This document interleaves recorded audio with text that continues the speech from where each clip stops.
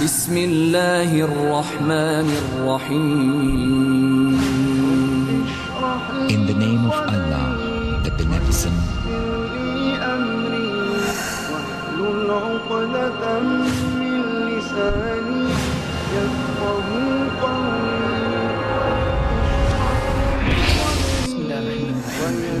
رب العالمين والعاقبة للمتقين ولا عدوان إلا على الظالمين والصلاة والسلام على أشرف الأنبياء وسيد المرسلين نبينا محمد وعلى آله وأصحابه أجمعين والتابعين لهم بإحسان إلى يوم الدين وبعد. أعوذ بالله السميع العليم من الشيطان الرجيم.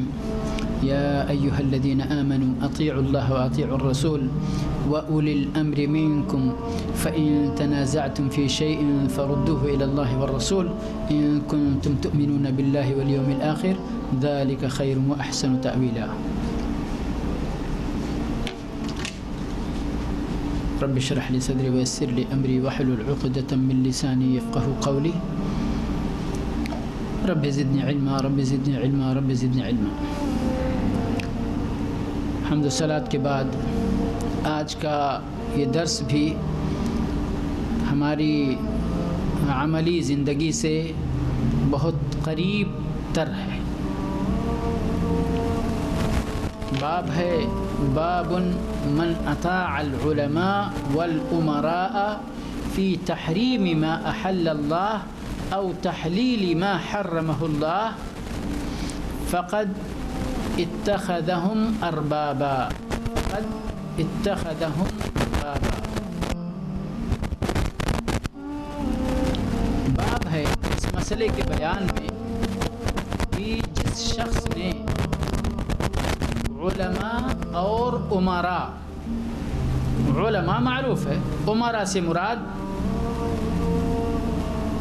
امیر کی جمع ہے امراء، جس کے معنی سردار کے ہوتے ہیں، سمجھیے.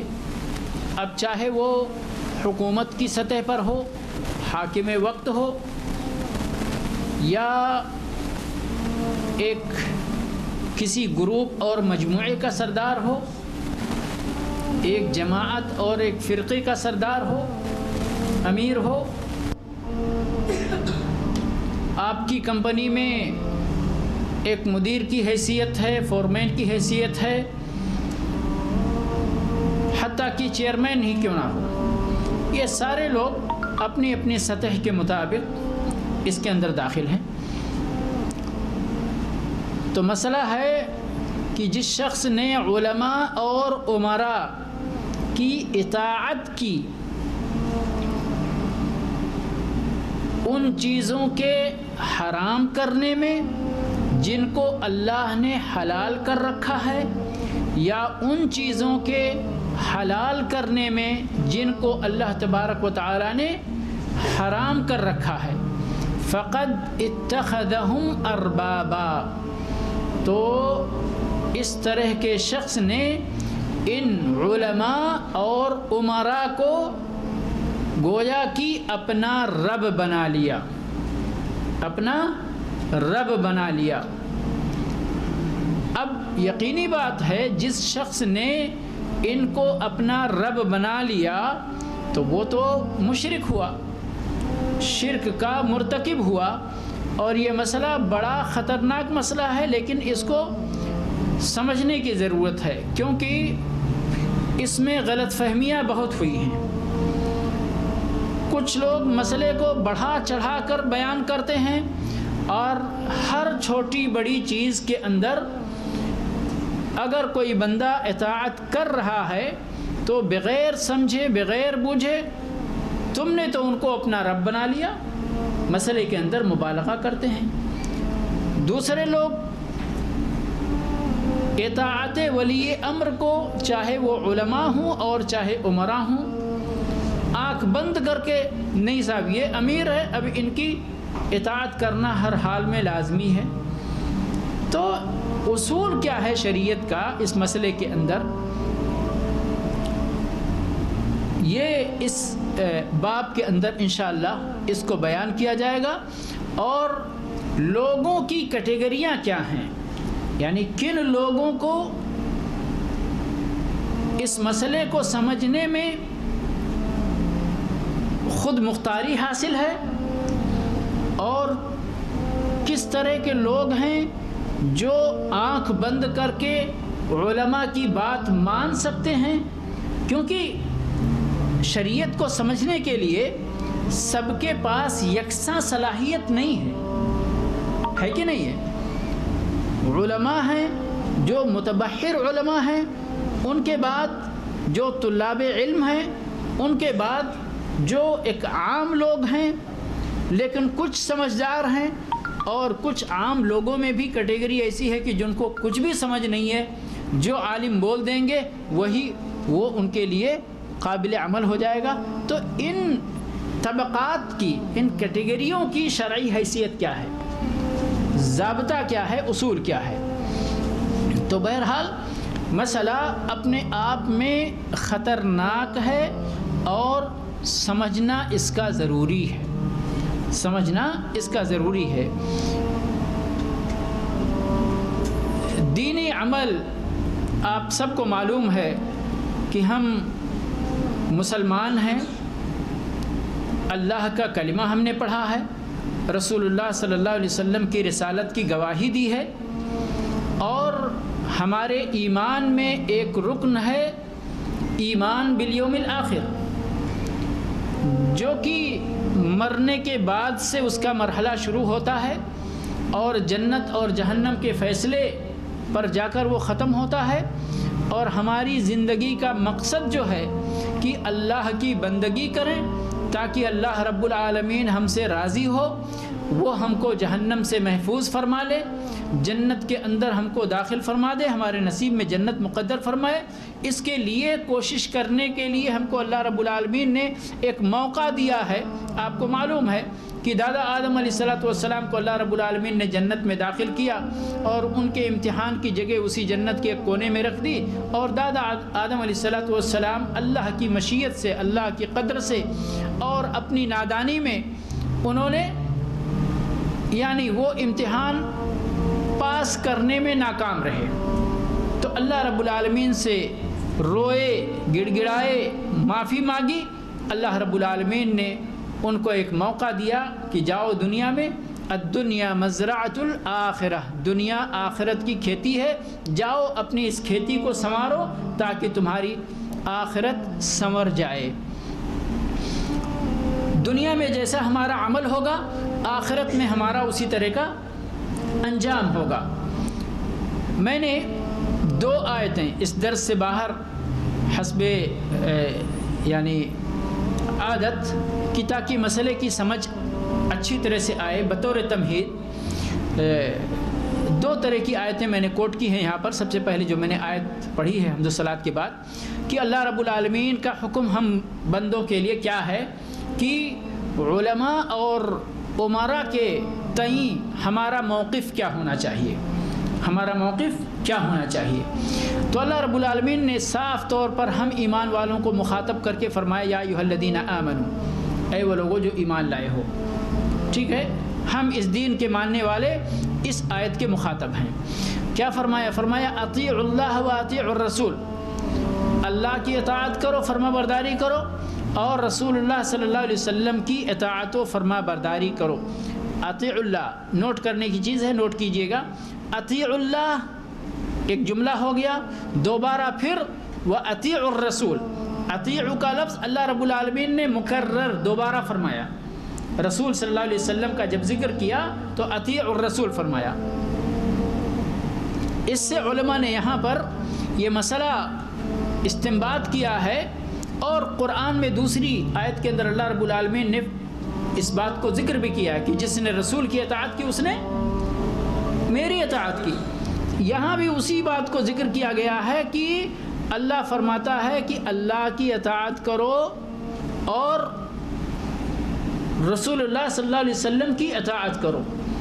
اطیعو کا لفظ 2 بار آنے کا مطلب یہ ہے کہ اللہ کی اطاعت مستقل ہے اور رسول اللہ صلی اللہ علیہ وسلم کی اطاعت بھی مستقل ہے، لیکن وہ ہمارے دیکھنے میں مستقل ہے، حقیقت میں در حقیقت رسول اللہ صلی اللہ علیہ وسلم کی اطاعت و فرما برداری اللہ کی اطاعت و فرما برداری ہے۔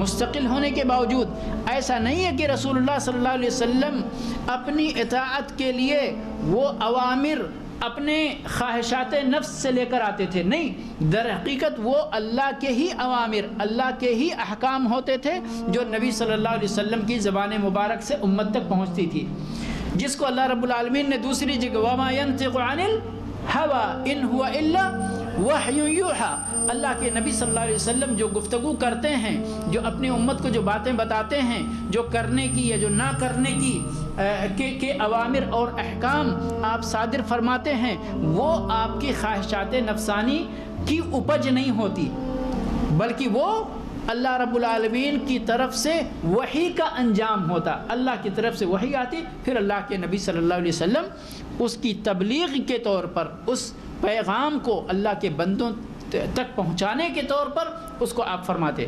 تو اطیع اللہ و اطیع الرسول کی حقیقت یہی ہے۔ آگے کیا ہے فرماتے ہیں وَأُولِي الْأَمْرِ، وَأُولِي الْأَمْرِ، یہاں پر اللہ رب العالمین نے اطیع کا لفظ غائب کر دیا، عطف کیا ہے، اللہ کی اطاعت کرو، اس کے رسول صلی اللہ علیہ وسلم کی اطاعت کرو اور اولی الامر کی بھی اطاعت کرو، ٹھیک ہے، لیکن ان کی اطاعت اللہ اور اس کے رسول صلی اللہ علیہ وسلم کی اطاعت کی کے ماتحت ہونا چاہیے، مستقل نہیں۔ عمراء احکام صادر نہیں کر سکتے دین کے اندر نئے نئے، علماء دین کے اندر نئے نئے الگ سے کتاب و سنت سے مستقل ہو کر کے، الگ ہو کر کے، علیحدہ ہو کر کے کوئی فتویٰ جاری نہیں کر سکتے۔ عمراء کے احکام اور علماء کے فتاوے کتاب و سنت کے ماتحت ہونا چاہیے، کتاب و سنت کے مطابق ہونا چاہیے، اسی لیے فرمایا وَأُولِي الْأَمْرِ مِنْكُمْ۔ اب یہاں اولو الامر سے مراد کون ہے؟ بعض مفسرین نے کہا اس سے مراد عمراء ہیں، یعنی حکام وقت ہیں، بعض نے کہا علماء ہیں، بعض نے کہا دونوں ہیں، اور یہی بات زیادہ صحیح ہے کہ اس سے مراد کون ہے؟ دونوں ہیں، کیونکہ دونوں کی اطاعت ضروری ہے زندگی ہماری دنیا کی باسعادت گزرنے کے لیے۔ علماء فتاوے اور احکام اور دین کا فہم، اور عمراء دنیا کی سیاست، دنیا کی یعنی تنظیم، یہ ان کے ذمہ ہے، تو دونوں کی اطاعت اپنی جگہ اہم ہے، لیکن ان کی اطاعت مستقل نہیں ہے، ان کی اطاعت اللہ اور اس کے رسول صلی اللہ علیہ وسلم کی اطاعت کے تابع ہے۔ اس کی دلیل اور آگے فرمائے فَإِن تَنَازَعْتُمْ فِي شَيْءٍ، اللہ کی اطاعت کرنے میں کوئی جھگڑا نہیں، رسول اللہ صلی اللہ علیہ وسلم کی اطاعت و فرما برداری میں کوئی جھگڑے کی گنجائش نہیں، کوئی اختلاف کی گنجائش نہیں۔ حکم اللہ کی طرف سے آ گیا تو ماننا ہی ماننا ہے، نبی صلی اللہ علیہ وسلم کی طرف سے آ گیا تو قبول کرنا ہے، آمنا و صدقنا کہہ کے اس پر عمل کرنا ہے۔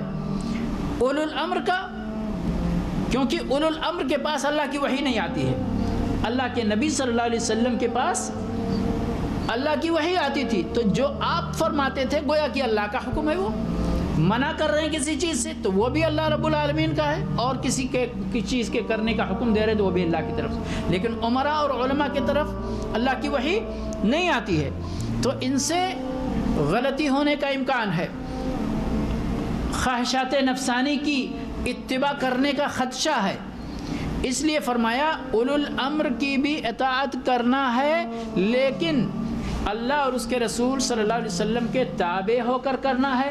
اب یہاں پر اختلاف کی گنجائش یا یہ کہیے اختلاف کا خدشہ موجود تھا، کیونکہ رائے بدل سکتی ہے، یہاں پر الگ الگ علماء فتاوے دے سکتے ہیں، جو کہ آج دنیا کے سامنے موجود ہے، کوئی بھی مسئلہ اٹھا کر دیکھ لو، کوئی فتویٰ ادھر ہے، کوئی فتویٰ ادھر ہے، کوئی آسمان پر ہے، کوئی زمین پر ہے۔ تو فرمایا فَإِن تَنَازَعْتُمْ فِي شَيْءٍ، اب اگر کسی مسئلے کے اندر، کسی حکم کے اندر تمہارے درمیان اختلاف ہو جائے تو کیا کرو؟ فَرُدُّوهُ إِلَى اللَّهِ وَالرَّسُولِ، اللہ اور اس کے رسول صلی اللہ علیہ وسلم کی طرف مسئلہ لوٹا دو۔ اختلاف ہو جائے تو دیکھو کہ اللہ کا کیا حکم ہے اس مسئلے میں، رسول صلی اللہ علیہ وسلم کا کیا حکم ہے اس مسئلے کے اندر۔ مسئلہ کتنا واضح ہے جی، یہ بھی انہی آیتوں میں سے ہے جن کا پیغام بہت واضح ہے۔ فرمایا ان کنتم تؤمنون باللہ والیوم الآخر، ایسا کرنا ضروری ہے اگر تمہارا ایمان اللہ پر ہے اور یوم آخرت پر ہے۔ اللہ پر تو ہے ایمان، یوم آخرت کا اور چیزوں کا ذکر نہیں کیا اللہ نے یہاں پر، ہے نا۔ میں نے شروع میں بتایا تھا کہ ہم اس دنیا میں پیدا ہوئے کیا، یہ نیک اعمال کریں تاکہ ہم اللہ کو خوش کر کے اللہ کی رحمت سے جہنم سے بچ سکیں، جنت حاصل کر سکیں۔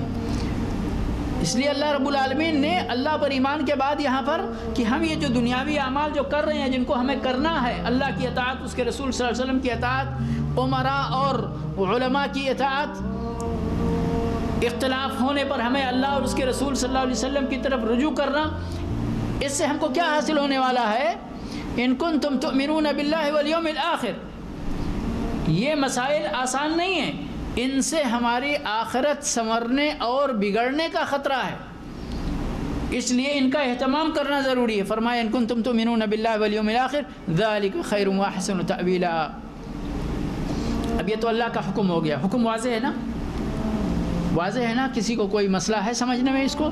جو ہمارے بھائی یہاں موجود ہیں، انشاءاللہ یہ پیغام اللہ کا آپ اپنے دل دماغ کے اندر محفوظ کر سکتے ہیں نا، اور جب محفوظ کر لیں گے اچھی طرح تو اپنے پیچھے پہنچا سکتے ہیں۔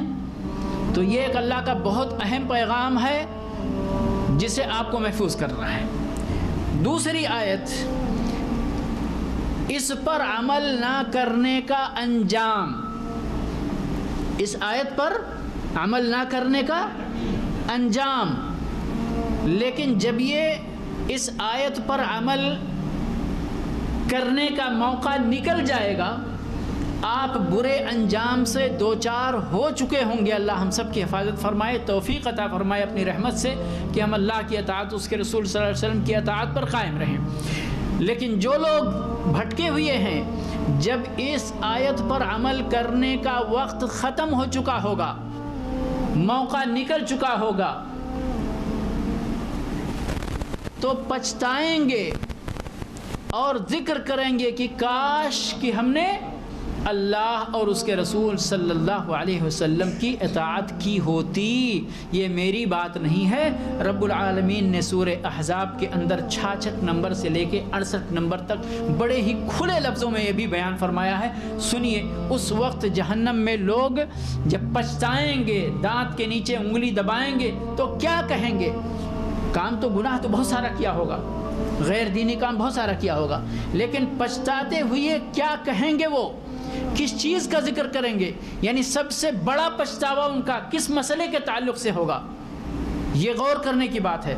فرمایا یوم تقلب وجوہہم فی النار، جس دن ان کے چہرے جہنم میں پلٹے جائیں گے، اس دن کیا کہیں گے وہ لوگ؟ یقولون، کہیں گے یا لیتنا اطعنا اللہ و اطعنا الرسول، ہائے کاش کہ ہم نے اللہ کی اطاعت کی ہوتی، اس کے رسول صلی اللہ علیہ وسلم کی اطاعت و فرما برداری کی ہوتی۔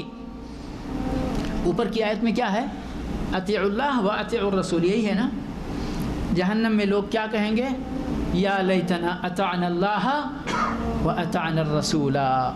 مطلب کیا ہے کہ دنیا میں جب ان کو موقع تھا اللہ اور اس کے رسول صلی اللہ علیہ وسلم کی اطاعت و فرما برداری کر کے جنت حاصل کرنے کا، جہنم سے بچنے کا، تب انہوں نے ہاتھ سے وہ موقع گنوا دیا، تب وہ کس چیز میں پڑے رہے؟ آج جو لوگ کہتے ہیں، یقین مانے حرفی ترجمہ ہے، میں کہتا ہوں حرفی ترجمہ ہے، اللہ رب العالمین کو کس طرح سے لوگوں کی حالت کا پتہ، وہ تو عالم الغیب ہے، تھا کہ لوگ کس طرح کہیں گے، اور جنت میں جہنم میں جانے کے بعد وہ آج دنیا میں ابھی جو بڑے شد و مت کے ساتھ کہ ہم فلاں کی، ہمارے بزرگوں نے یہ کہا ہے، ہمارے فلاں نے یہ کہا ہے، ہمارے ولی نے کہا ہے، ہمارے پیر نے کہا ہے، جب وہاں پچھتائیں گے تو اپنے اسی دنیا کی باتوں کا وہاں پر پچھتاوے کے طور پر ذکر کریں گے. نصیحت کی چیز ہے, اللہ کی قسم نصیحت کی چیز ہے.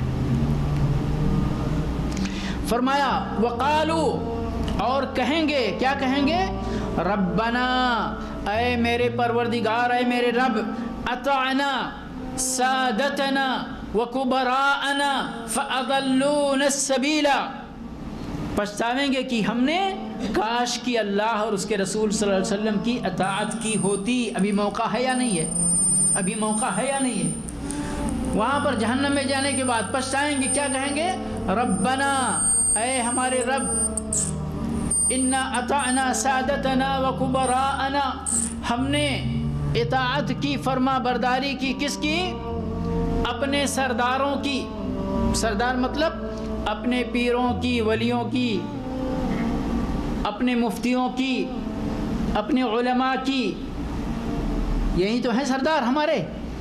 ہر جماعت اپنے اس جماعت کے پیر و مرشد کی بات مان کر, اللہ کی بات کی کوئی حیثیت نہیں, کوئی اہمیت نہیں. اطاعت اللہ, اطاعت الرسول ہماری زندگی سے نکل چکی ہے. کیا فرمائیں گے؟ فرمایا وَكُبَرَاءَنَا, کبراءنا, کبراءنا, یہ کبیر کی جمع ہے, اور کبیر کے معنی بڑا ہوتا ہے, اور بڑا فارسی میں لفظ بزرگ استعمال ہوتا ہے. سمجھ گئے؟ کیا آج لوگ نہیں کہتے ہمارے بزرگوں نے ایسا کہا ہے؟ یہ ہمارے بزرگوں کا کہنا ہے. ہم اپنے بزرگوں کا طریقہ کیسے چھوڑ دیں؟ بزرگوں کی بات کیسے ترک کر دیں؟ یہی تو کہتے. یہ اللہ رب العالمین کے اس کلمے کا حرفی ورڈ بائی ورڈ میننگ ہے, معنی مفہوم نہیں ہے.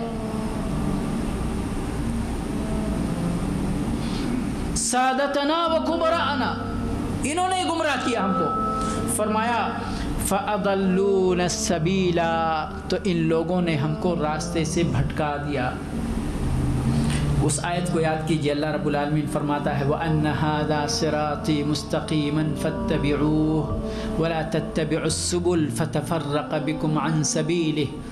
اللہ کا ایک راستہ ہے, سیدھا راستہ ہے, اسی راستے پر چلتے رہو. یہ دائیں بائیں کی پگڈنڈیوں پر نہ چلو, نہ جاؤ ان پر. بلانے والے بلائیں گے. حدیث میں آتا ہے کہ ہر پگڈنڈی, یہ شاہراہ ہے نا, اور یہ جو فرعی راستے ہیں, جو گمراہی کے راستے ہیں, اللہ کا یہ سیدھا راستہ ہے. ہر راستے کے منہ پر ایک گمراہی کی دعوت دینے والا موجود ہوتا ہے. چلتے ہوئے آدمی کو بلاتا ہے. یہ صرف شیطان, حقیقی شیطان نہیں, انسان نما شیطان بھی ہوتے ہیں جو اللہ کی راہ سے لوگوں کو بھٹکاتے ہیں. فرمایا فَأَضَلُّونَ السَّبِيلَ, تو ہمارے انہی سرداروں نے, انہی پیر و مرشدوں نے, انہی علماء اور مفتیان نے, انہی ہمارے بزرگوں نے فَأَضَلُّونَ السَّبِيلَ, ہم کو راستے سے بھٹکا دیا. لیکن اس وقت پچھتاوے کا کوئی فائدہ ملے گا؟ غصہ آئے گا, کاٹیں گے انگلی, غصے میں کہیں گے ربنا آتہم ضعفین من العذاب, اے اللہ انہوں نے ہی مجھے گمراہ کیا تھا, اس لیے ہم تو ہیں ہی عذاب میں, ان کو ڈبل عذاب دے, ان کو ڈبل عذاب دے. وَلْعَنْهُمْ لَعْنًا كَبِيرًا, خوب لعنت بھیج ان کے اوپر. ابھی کیا ہو رہا ہے؟ ابھی اللہ کی آیتیں پڑھ کر نصیحت نہیں پکڑ سکتے تو نہیں پکڑ سکتے, تو یہ آیت بھی تو قرآن میں ہے, اس کو پڑھ کر نصیحت حاصل کرو. اس طرح کے انجام سے اگر بچنا ہے, پہلی آیت پر عمل نہ کرنے کا جو انجام ہے, جہنم میں پہنچنے کے بعد انگلی کاٹنے سے اچھا ہے کہ ابھی سدھر جاؤ, ابھی اصلاح کر لو اپنی. لیکن نہیں, موقع جب ختم ہو جائے گا, آدمی جب کوئی کام, دنیا میں بھی کوئی کام بگڑ جاتا ہے اور آدمی اس کی اصلاح کی طاقت نہیں رکھتا, وقت گزر چکا ہوتا ہے, تو سوائے اپنے آپ میں غصہ آنے کے کچھ ہوتا ہے؟ کچھ نہیں ہوتا. لیکن اس غصے کا کوئی فائدہ ملتا ہے بندے کو؟ کوئی فائدہ نہیں ملتا. تو اس لیے یہ دونوں آیتیں ملا کر ہم کو اپنی اصلاح کرنے کی کوشش کرنی چاہیے, اور جہنم میں جا کر پچھتانے کے عمل سے بچنے کے لیے اللہ اور اس کے رسول صلی اللہ علیہ وسلم کی اطاعت و فرمانبرداری کو اپنا راستہ بنانا چاہیے. اسی راستے کو اختیار کر کے اپنی زندگی گزار کر اس دنیا سے جانا چاہیے.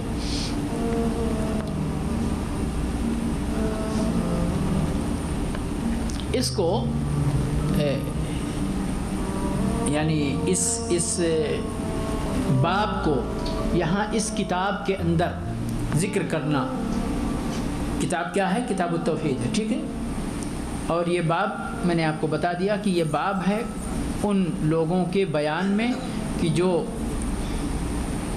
اللہ رب العالمین کی حلال کردہ چیزوں کو حرام کرنے میں اور حلال کردہ چیزوں کو حرام کرنے میں، دونوں مسئلہ، حلال کو حرام اور حرام کو حلال کرنے میں علماء کی اندھی تقلید یا اندھی اطاعت فرما برداری کرتے ہیں تو وہ لوگ گویا کہ ان کو اپنا رب مانتے ہیں.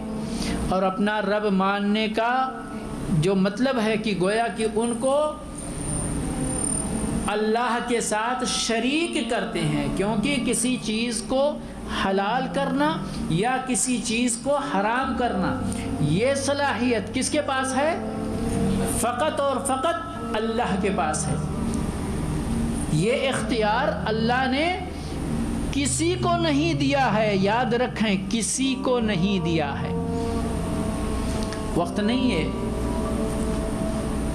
اللہ کے نبی صلی اللہ علیہ وسلم نے جب ازواج مطہرات کی، انسان تو انسان ہے نا، نبی صلی اللہ علیہ وسلم کے گھر میں بھی اس طرح کی سازشیں ہو جاتی ہیں، تو آپ نے کیا کہا تھا کہ میں آج سے شہد نہیں پیوں گا. تو اللہ نے اوپر سے سرزنش کی آیت اپنے نبی کے لیے اتاری. اے نبی، آپ اللہ کی حلال کردہ چیز کو حرام کر رہے ہیں، جبکہ آپ نے حرام نہیں کیا تھا سب کے لیے، اپنے لیے کہا تھا کہ آج سے میں شہد نہیں کھاؤں گا. اللہ نے فرمایا اپنی بیویوں کی مرضی چاہیے تم کو، آپ اپنی بیویوں کو خوش کرنا چاہتے ہیں، اللہ کی حلال کردہ چیز کو آپ حرام کر رہے ہیں. تو کسی کو بھی تحریم اور تحلیل کا اختیار اللہ نے اپنے پاس رکھا ہے. نبی کی اطاعت کیوں؟ میں نے ابھی بتایا، پھر ریپیٹ کر رہا ہوں، اس لیے نہیں کہ نبی کو حلال اور حرام کرنے کی صلاحیت اللہ نے دے رکھی تھی، بلکہ اس لیے کہ اللہ کی حلت اور حرمت کا پیغام آپ لے کر آتے تھے. بس کہ اللہ نے اس چیز کو حلال کیا ہے اور اس چیز کو اللہ نے حرام کیا ہے. تو نبی کی اطاعت اسی میں، کیونکہ آپ مبلغ تھے، داعی تھے، رسول تھے، پیغامبر تھے، میسنجر تھے،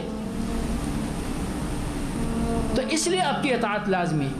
لیکن حلال اور حرام، عدی بن حاتم کا واقعہ کتنا مشہور، اتخذوا احبارهم ورهبانهم اربابا من دون اللہ. انہوں نے یہ آیت پڑھی تو کہا کہ اے اللہ کے نبی صلی اللہ علیہ وسلم، ہم تو اپنے علماء کو، احبار اور رہبان کو رب نہیں مانتے. یہ آپ کے قرآن میں یہ کیسے بات آ گئی؟ اللہ نے کیسے یہ بات نازل فرمائی کہ ہم تو ان کو اپنا رب مانتے ہیں؟ تو اللہ کے نبی صلی اللہ علیہ وسلم نے کہا کیا وہ کسی چیز کو حرام کر دیتے ہیں تو تم ان کو حرام نہیں مانتے؟ کسی چیز کو حلال کر دیتے ہیں تو تم ان کو حلال نہیں مانتے؟ کبھی تم نے کہا کہ بتاؤ توریت میں کہاں لکھا ہے؟ کہہ دیا انہوں نے یہ چیز حرام تو تم لوگوں نے مان لیا یہ چیز حرام، کہہ دیا یہ چیز حلال تو مان لیا تم لوگوں نے یہ چیز حلال. فرمایا فتل کا عبادت، یہی ان کی عبادت ہے، یہی ان کو رب ماننا ہے اور کوئی دوسری چیز نہیں ہے. تو گویا کہ یہ کیا ہے؟ یہ شرک فی الطاعہ، یہ اللہ کی اطاعت کا کے اندر شرک کرنا ہے. اب یہاں یعنی جو لوگ اطاعت کرتے ہیں ان کی گویا کی کیٹیگرائز کی جا سکتی ہے کہ کچھ لوگ جانتے بوجھتے فلاں آدمی ناحق پر ہے، فلاں آدمی ناحق پر ہے، یہ چیز اللہ نے حلال کی ہوئی ہے لیکن فلاں مولوی اس کو حرام کر رہا ہے، ٹھیک ہے، پھر بھی مان لیتے۔ کیوں مان لیتے؟ کیوں مان لیتے؟ نہیں، یہ تو میری جماعت کا مولوی ہے نا۔ کیا ہے یہ؟ میری جماعت کا مولوی ہے، عالم ہے، باپ دادا سے اسی فرقے کے علماء کی بات مانتے چلے آ رہے ہیں، تو ہم الگ نہیں جائیں گے کہیں پہ۔ جانتے بوجھتے اور یعنی اس مسئلے میں ان کی اطاعت کرتے چلے جا رہے، تو یہ شرک جو ہے، شارح نے یہاں پر کہا ہے کہ یہ شرک اکبر ہے، یعنی کہ پھر اس کے بعد کیا بچا؟ آپ کو معلوم ہے یہ چیز حرام ہے، اللہ نے حرام کیا ہوا ہے، فلاں بندے نے اس کو، فلاں عالم نے اس کے حلال ہونے کا فتویٰ دے دیا اور آپ نے اس کو آنکھ بند کر کے قبول کر لیا۔ آپ کو معلوم ہے کہ اللہ رب العالمین نے اس چیز کو حلال کیا ہوا ہے، فلاں عالم نے، فلاں مفتی نے، فلاں پیر نے، فلاں مرشد نے اس کو کہہ دیا نہیں یہ کام ایسے کرو، کوئی مشکل نہیں۔ اب آج جتنے لوگ صفحہ ہستی پر قبروں کی عبادت کی طرف دعوت دے رہے ہیں، کیا ان کی یہ دعوت اللہ اور اس کے رسول صلی اللہ علیہ وسلم کی توحید کے دعوت کے خلاف نہیں ہے؟ پھر بھی ماننے والے مان رہے ہیں نہیں مان رہے؟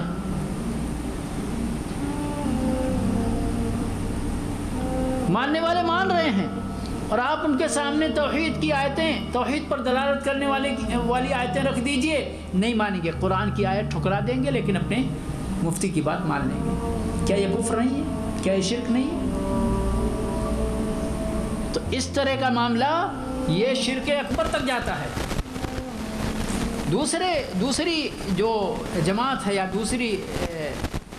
دوسرا جو درجہ ہو سکتا ہے وہ یہ کہ ان کی اطاعت تو کرتے ہیں لیکن مانتے ہیں کہ یہ غلطی ہے، یہ بندے کا یہ فتویٰ یا یہ اس کی یہ دعوت یہ غلط ہے، لیکن کوئی مصلحت ان سے جڑی ہوئی ہوتی ہے یا کسی اپنے خواہش کے تحت اس کی اطاعت و فرمانبرداری کر لیتے ہیں، تو یہ بھی بڑا خطرناک چیز ہے، لیکن اس سے کیٹیگری میں تھوڑا نیچے ہے۔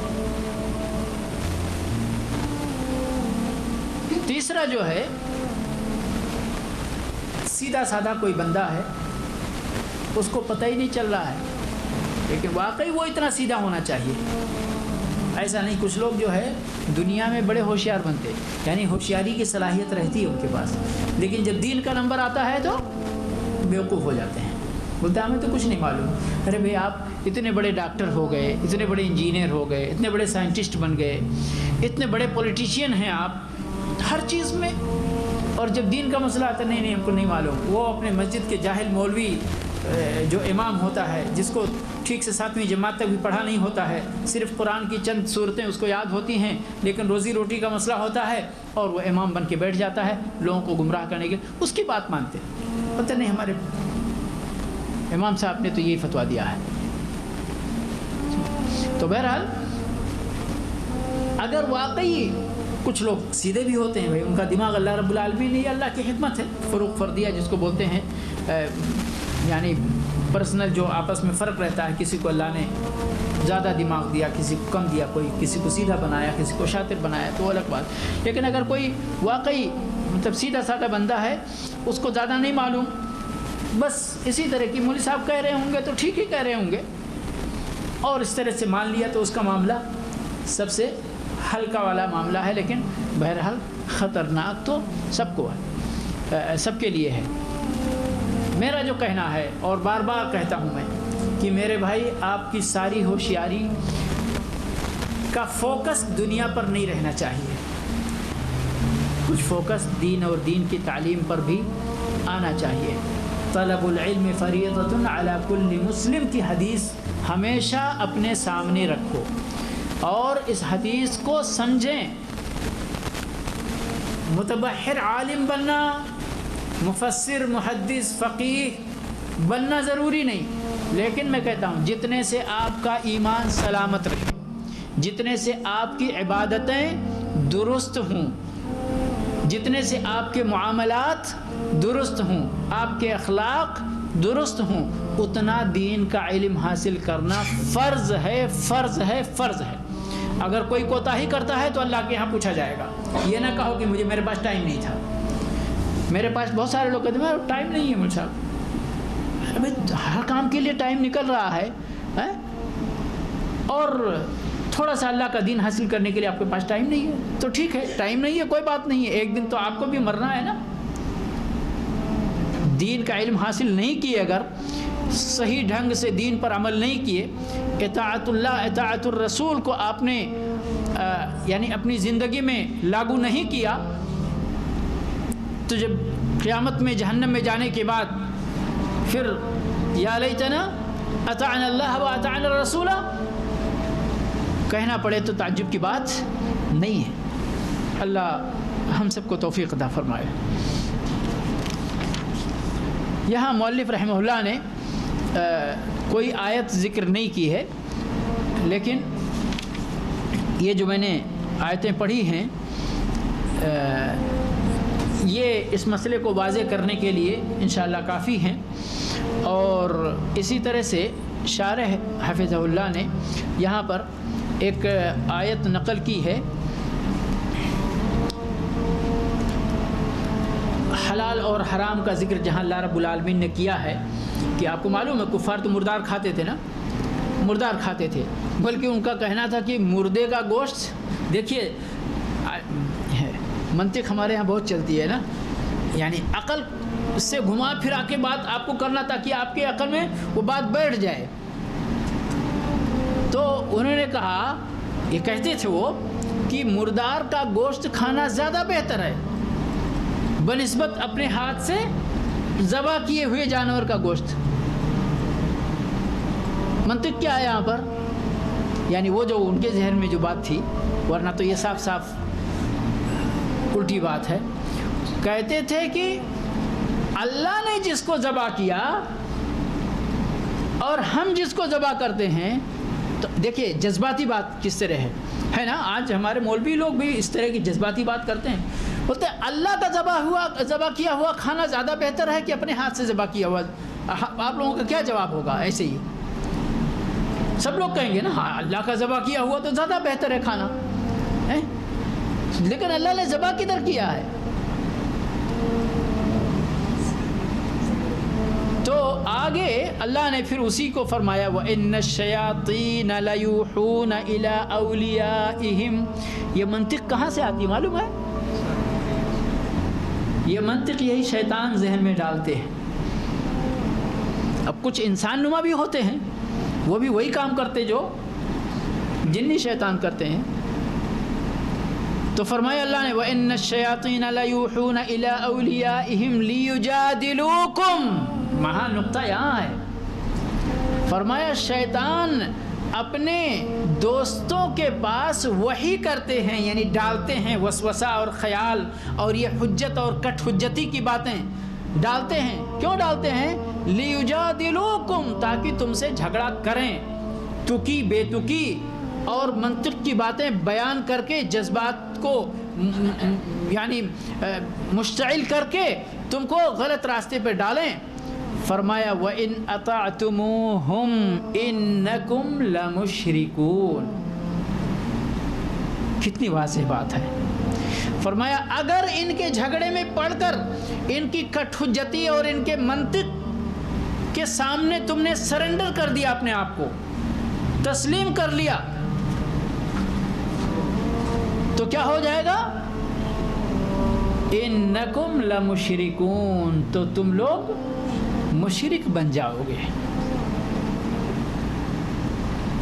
اب مردار کا گوشت کھانا اگر کوئی اور یعنی مزے کی عقل لوگوں کے پاس رہتی ہے.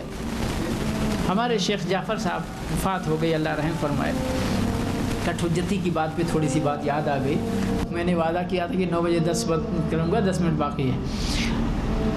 تو یہ جو ہمارے یہاں ہمارے ملک میں جینی لوگ ہیں نا، جینی لوگ، وہ شاید میں نے سنا ماسک لگا کے چلتے ہیں، کیوں کہتے ہیں ہم کسی کا قتل نہیں کریں گے، جراثیم ہمارے منہ کے اندر جائیں گے تو وہ بھی قتل ہو جائیں گے تو جرم ہوگا۔ ہاں جی، تو اسی طرح کی عقل کی بات۔ تو ایک صاحب جو کٹھوجتی والے تھے، انہوں نے کہا کہ تم لوگ کہتے ہو کہ ہم لوگ روزہ رکھتے ہیں، روزہ رکھتے ہیں، پتہ نہیں کتنا جراثیم کھا جاتے ہو دن بھر میں، اور کہتے ہو کہ روزہ رہتے ہیں، خوشبو سونگھتے ہو، کہتے ہو کہ روزہ رکھتے ہیں۔ تو کہا اچھا، جس سے بات ہو رہی تھی انہوں نے کہا ٹھیک ہے، اگر یہ چیزیں روزہ یعنی توڑنے والی ہیں تو تم کو ہم بتائیں گے انشاءاللہ۔ کہا ایک دن دعوت کیا انہوں نے، اسی بندے کی دعوت کی، خوب خوشبودار کھانا سجا دیا ٹیبل پر، جس کی خوشبو دور تک آ رہی تھی۔ اب وہ صاحب جنہوں نے پہلے وہ چھوڑ دیا تھا شگوفہ، انتظار کر رہے کہ ابھی بلائیں گے، ٹیبل پر کھانا تو لا کے رکھ دیا ہے لیکن ابھی ٹیبل پر بلائیں گے تو کھاؤں گا۔ انہوں نے آخر تک ٹیبل پر نہیں بلایا۔ شاید جب ان کا، یا میں اگر کچھ تصرف کر رہا ہوں تو اللہ معاف فرمائے، کیونکہ زیادہ دن کی بات ہو جاتی ہے تو بندہ بھول جاتا ہے، تو بات بنانے کے لیے کچھ نہ کچھ، تو زیادہ دیر ہو گئی تو شاید انہوں نے کہا کہ آپ ہماری بے عزتی کر رہے ہیں، دعوت پہ بلا لیا، کھانا رکھا ہے اور ہم کو کھانے پہ آنے کی دعوت نہیں۔ کہا آپ نے کھانا کھایا نہیں ابھی تک؟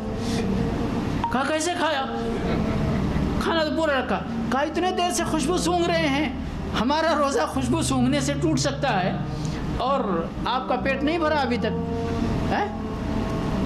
تو بہرحال کٹھوجتی کا جب یقین مانے، کبھی کبھی ہم بھی لاجواب ہو جاتے ہیں لوگوں کے کٹھوجتی، کیونکہ ہمارے پاس وہ کٹھوجتی کی کاٹ جو ہے وہ کٹھوجتی کی شکل میں نہیں ہے، میں نہیں جواب دے پاتا ہوں، لیکن کچھ لوگ عام لوگوں میں سے ہی کٹھوجتی کا جواب اتنے بہترین طریقے سے کٹھوجتی سے ہی دیتے ہیں کہ اس کو خاموش ہونا پڑتا ہے۔ تو یہ جواب اسی طرح کا تھا۔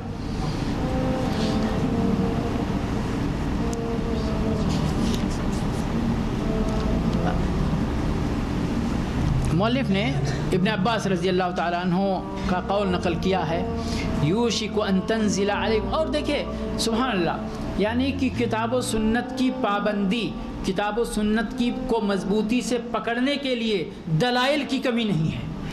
یہ تو یہاں کچھ بھی نہیں ہے، جتنا میں بیان کر رہا ہوں وہ بھی کچھ نہیں ہے، جتنا مؤلف نے ذکر کیا وہ بھی کچھ نہیں ہے۔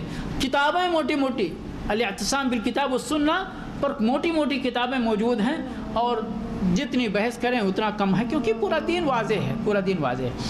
ابن عباس رضی اللہ تعالیٰ عنہ کا قول نقل کیا مؤلف نے، یوشک ان تنزل علیکم حجارۃ من السماء، قریب ہے کہ تمہارے اوپر آسمان سے پتھروں کی بارش برس جائے۔ وجہ کیا ہے؟ وجہ کیا ہے؟ غور کرنے کی ہے۔ اقول قال رسول اللہ صلی اللہ علیہ وسلم وتقولون قال ابو بکر وعمر، اس امت میں نبی کے بعد سب سے افضل ترین شخصیت ابو بکر رضی اللہ تعالیٰ عنہ، اور دوسرے نمبر پر عمر رضی اللہ تعالیٰ عنہ۔ اور کہنے والے کون ہیں؟ ابن عباس حبر الامہ۔ کہا میں کہتا ہوں کہ یہ رسول اللہ صلی اللہ علیہ وسلم کا فرمان ہے، اور تم کہتے ہو کہ ابو بکر کا کہنا یہ ہے، عمر کا کہنا یہ ہے۔ مجھے تو ڈر اس بات کا ہے، مجھے تو خدشہ اس بات کا ہے کہ تمہارے اوپر پتھر نہ برس جائے اللہ کی طرف سے۔ اب اگر آج کوئی اپنے محلے کے امام کی بات کو لے کر آپ کے سامنے اللہ کی کسی آیت کے سامنے لے کر کھڑا ہو جائے، نہیں، آپ وہاں بھی ہیں، آپ وہاں بھی ہیں، آپ کی بات نہیں مانی جائے گی، بھلے ہی اللہ کا کلام، لیکن کیا وہ میرے محلے کی مسجد کے امام صاحب کو نہیں معلوم؟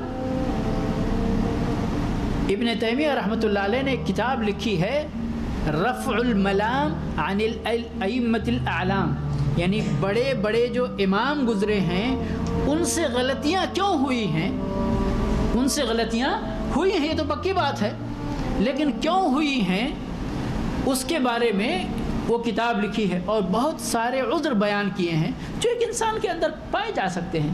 کوئی انسان عالم الغیب نہیں ہے, کوئی انسان پوری شریعت کے علم کا احاطہ کیے ہوئے کوئی نہیں ہے, سمجھئے. تو یہ قول سامنے رکھیے. اور احمد بن حنبل رحمۃ اللہ علیہ کا قول نقل کیا مؤلف نے رحمۃ اللہ وبرکاتہ.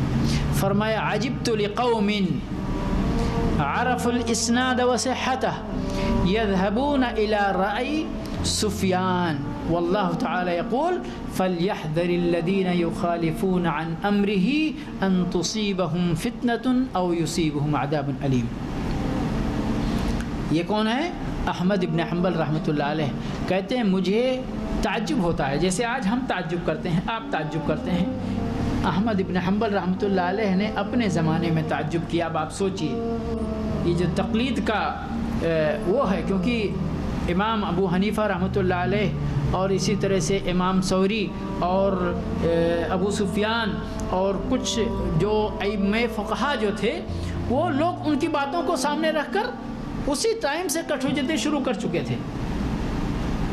تو احمد بن حنبل رحمۃ اللہ علیہ کہتے ہیں مجھے تعجب ہوتا ہے ایسے لوگوں پر کہ جو اللہ کے نبی صلی اللہ علیہ وسلم کی حدیث اور اس حدیث کی سند کی صحت جان لیتے ہیں, پہچان لیتے کہ یہ حدیث صحیح ہے, اس کے باوجود بھی یذهبون الی رأی سفیان, اس کے باوجود سفیان اور ثوری اور فلاں اور ان کی رائے کی طرف جاتے ہیں. یعنی ان کی ذاتی رائے, اجتہاد یا ان کا فتویٰ مانتے ہیں اللہ کے نبی صلی اللہ علیہ وسلم کے حدیث کے مقابلے میں. سمجھئے تعجب کی بات ہے. تعجب کیا انہوں نے, کہتے ہیں جب کہ اللہ کا کہنا ہے, اللہ کے فرمان اللہ کا کہ فَلْيَحْذَرِ الَّذِينَ يُخَالِفُونَ عَنْ أَمْرِهِ, ان لوگوں کو ڈرنا چاہیے جو اللہ کے رسول صلی اللہ علیہ وسلم کے حکم کی مخالفت کرتے ہیں کہ ان کو فتنہ نہ آ پکڑے یا عذاب علیم کے اندر مبتلا نہ کر دیے جائیں. اور فتنے کی تفسیر یہاں پر مفسرین نے کی ہے کہ ان کو شرک نہ آ پکڑے. شرک, وہی شرک فی الطاعہ ہے, یہ اللہ کی بات چھوڑ کر, اس کے رسول صلی اللہ علیہ وسلم کی بات کو چھوڑ کر فلاں کی بات لینا پھر اللہ اور اس کے رسول کے اطاعت کے خلاف ہے یہ. جی اور بھی باتیں بہت ہیں لیکن میں سرسری چند وہ باتیں رکھوں گا جس سے ذرا ہمارے اور آپ کے اندر کتاب و سنت پر عمل کرنے کا جذبہ جاگ جائے. ذرا ہم لوگ ان اماموں کی, خاص طور پہ 4 امام ہیں نا, انہی 4 کی زیادہ مسئلہ بناتے ہیں ہم کہ کیا ہمارے امام نے غلط کہہ دیا, یہ غلط فتویٰ ہو گیا. امام اعظم ہے ہمارے امام, ہے نا, یہی ہوتا ہے نا. تو ان اماموں کا میں اسی لیے کہتا ہوں کہ یہ جتنے بھی مقلدین ہیں یہ سارے کے سارے مقلدین اپنے امام کی بات بھی نہیں مانتے ہیں. یعنی ہمارا آپ کا بچہ وہ کہے کہ میں آپ کی بہت عزت کرتا ہوں لیکن بات نہ مانے تو آپ کیا کہیں گے اس کو؟ روزانہ کی زندگی میں, ہمارے روزمرہ کی زندگی میں اگر بچہ نافرمانی کرتا ہے تو سیدھا ہی کہتے ہیں نا کہ مجھے پیار نہیں کرتے نا, میری عزت نہیں کرتے نا, میری بات. تو کہتا نہیں پاپا آپ کو پیار کرتا ہوں, تو پیار کرتے بات کیوں نہیں مانتے, ہے نا. روزانہ کی زندگی میں بات آتی ہے ہماری. تو یہ تو یہاں سمجھتے ہیں ہم, لیکن اماموں کی بات, ان کا فتویٰ مانیں گے لیکن ان کی وہ بات جس سے آپ کو کتاب و سنت پر عمل کرنے میں مدد ملے وہ بات نہیں مانیں گے, ہے نا. شیخ علامہ البانی رحمۃ اللہ علیہ نے ایک کتاب لکھی ہے صفت صلاۃ الرسول یا صفت صلاۃ النبی صلی اللہ علیہ وسلم. اس کے اندر مقدمہ, بہت بڑا مقدمہ لکھا ہے انہوں نے, اور اس مقدمے میں یہ باتیں, یہ اقوال ائمہ کرام کا ذکر کیا. کیونکہ اب نماز کا مسئلہ, اگر نماز پر کتاب لکھنا ہے اور کتاب و سنت کے مطابق لکھنا ہے تو یقیناً ان اماموں سے ٹکراؤ تو آئے گا ہی آئے گا, ہے نا. یا ان اماموں سے ٹکراؤ نہیں, دراصل نعوذ باللہ, اللہ ہماری زبان کی حفاظت فرمائے. دراصل ان مقلدین اور ان مذہب کے جو اجتہادات اور فتاوے ہیں ان سے ٹکراؤ کی نوبت آئے گی. کیونکہ سارے لوگ نماز کا نام لکھتے تو بولتے حنفی نماز، شافعی نماز. ہمارے انڈیا کے ایک عالم مولانا جوناگڑھی صاحب تھے، تو انہوں نے اس کے مقابلے میں پھر کیا لکھنا شروع کیا؟ محمدی نماز. سمجھ گئے جی؟ تو یہاں پر ذکر ہے اماموں کی بات میں ذکر کرنے جا رہا ہوں. تھوڑا سا چند منٹ اجازت دیں، اگرچہ تیاری ہو رہی ہے انشاءاللہ. سب سے پہلے نمبر پر امام ابو حنیفہ رحمۃ اللہ علیہ. ٹھیک ہے، انہی کے ماننے والوں کی طرف سے مصیبت زیادہ آتی ہے، تو یہ ان لوگوں کو سن لینا چاہیے. فرمایا اذا صح الحدیث فهو مذہبی، جب صحیح حدیث مل جائے تو میرا مذہب بھی وہی صحیح حدیث ہے. کتنا واضح ہے؟ واضح ہے یا نہیں ہے جی؟ دوسرا قول ہے، فرمایا اذا قلت قولا، جب میں کوئی بات کہوں، کوئی فتویٰ دوں، یخالف کتاب اللہ و خبر رسول صلی اللہ علیہ وسلم، جو اللہ کی کتاب اور رسول صلی اللہ علیہ وسلم کی خبر یعنی حدیث کے خلاف ہو، تو کیا کرو؟ فَاتْرُكُوا قَوْلِي، تو میری بات کو چھوڑ دو، ترک کر دو. مسئلہ واضح ہے یا نہیں ہے جی؟ اور بھی اقوال ہیں، لیکن میں امام مالک رحمۃ اللہ علیہ کا تو اور بڑا مشہور ہے. انہوں نے تو اللہ کے نبی صلی اللہ علیہ وسلم کی قبر مبارک کی طرف اشارہ کر کے فرمایا تھا کلن، ہر شخص، دنیا کی ہر شخص کی بات لی بھی جائے گی اور ٹھکرا بھی دی جائے گی، الا صاحب هذا القبر، مگر اس قبر والے کی بات ٹھکرائی نہیں جا سکتی. یہ بات فرمایا. اسی ضمن میں فرمایا انما انا بشر، میں انسان ہوں، اخطی و اصیب، غلطی کرتا ہوں، درست بھی بولتا ہوں. فانظروا فی رائی، تو میرے فتووں کے اندر، میرے اجتہادات کے اندر غور کرو. فکل ما وافق الکتاب والسنہ، جو کتاب و سنت کے موافق ہو، مطابق ہو، فخذوا، اس کو لے لو. وکل ما لم یوافق الکتاب والسنہ فاترکوہ، فرمایا کہ کتاب و سنت کی جو بھی بات ہماری خلاف ہو اس کو چھوڑ دو. پھر بھی کوئی مالکی آئے اور کہے نہیں صاحب ہم آپ کی بات ہی لیں گے بھلے کتاب و سنت کے خلاف ہو، تو وہ سچا مالکی ہے. وہ سچے مالکی تو ہم ہیں کہ امام مالک کی وہ باتیں مانتے ہیں جو کتاب و سنت کے مطابق ہیں، وہ باتیں چھوڑ دیتے ہیں جو کتاب و سنت کے خلاف ہیں. امام شافعی رحمۃ اللہ نے فرمایا اذا وجدتم فی کتابی خلاف سنت رسول اللہ صلی اللہ علیہ وسلم فقولوا بسنت النبی فہو قولی وان لم تسمعوه منی. جزاہ اللہ خیرا. اس سے زیادہ اور وضاحت اور براعت کیا ہو سکتی ہے؟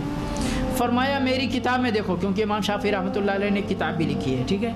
فرمایا میری کتاب میں جب تم کوئی ایسی چیز پاؤ جو رسول اللہ صلی اللہ علیہ وسلم کی سنت کے خلاف ہو تو رسول اللہ صلی اللہ علیہ وسلم کی سنت کو لے لو.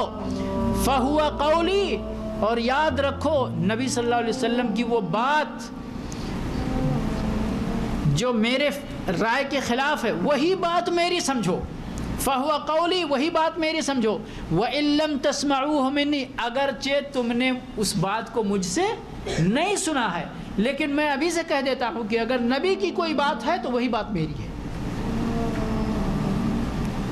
ذمہ داری ختم کر دیا کہ نہیں امام شافعی رحمۃ اللہ علیہ؟ قیامت کے دن اگر کوئی جائے کہے کہ نہیں صاحب ہم نے تو امام شافعی رحمۃ اللہ علیہ کی بات پر عمل کیا تھا، اور اگر وہ ان کا طریقہ نبی کے طریقے کے خلاف ہو تو اللہ کے یہاں قابل قبول ہوگا؟ نہیں ہوگا. امام احمد رحمۃ اللہ علیہ نے فرمایا لا تقلدنی، میری تقلید مت کرو. ولا تقلد مالکا ولا الشافعی، نہ مالک کی تقلید کرو، نہ شافعی کی تقلید کرو. ولا الاوزاعی، نہ امام اوزاعی کی تقلید کرو. ولا الثوری، نہ سفیان ثوری کی تقلید کرو. کیا کرو تب؟ کیا کرو؟ فرمایا وخذ، اور مسئلے کو لو، من حیث اخذوا، جہاں سے انہوں نے لیا، جہاں سے انہوں نے لیا. کہاں سے لیا انہوں نے؟ کتاب و سنت، قرآن اور حدیث. ایک قول اور ہے ان کا، فرمایا من رد حدیث رسول اللہ صلی اللہ علیہ وسلم فہو علی شفا ہلکہ، جس بندے نے نبی صلی اللہ علیہ وسلم کی حدیث کو ترک کر دیا تو وہ ہلاکت کے قریب پہنچ گیا. اور بہت ساری باتیں.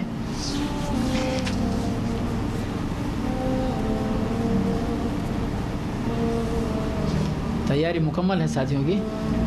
ہاں ہو گئی انشاءاللہ.